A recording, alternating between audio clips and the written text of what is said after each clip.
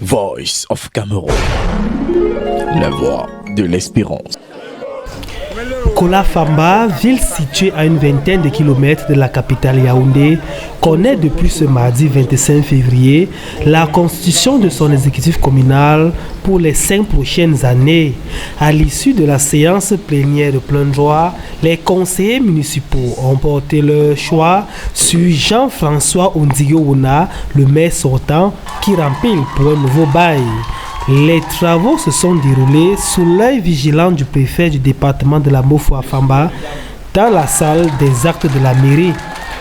Jean-François Ondigo-Wona est élu à 21 voix pour, contre 4 bulletins nuls, aucune autre candidature n'ayant été enregistrée.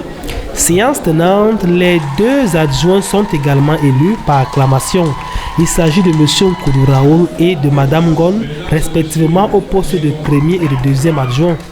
C'est donc une nouvelle ère qui s'ouvre à Nkola Famba et les consignes de l'autorité préfectorale sont bien claires. On peut résumer la recommandation en un seul mot: l'épanouissement, le bien-être des populations. Le maire est choisi parmi les conseillers municipaux. Donc, ce sont les conseillers municipaux qui élisent le maire. Je peux dire que j'ai été satisfait parce que le bureau d'âge qui a été mis sur pied a bien présidé la séance. Habitué des grands défis, le maire en est bien conscient. Regardez l'enclavement d'Nkola Famba, quelques kilomètres de Yaoundé.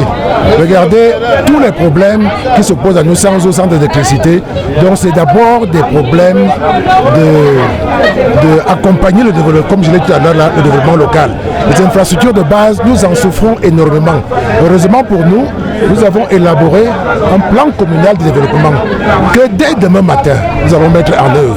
Je vais dès la semaine prochaine convoquer les conseils municipaux afin qu'on puisse tracer les grands axes stratégiques du plan communal de développement.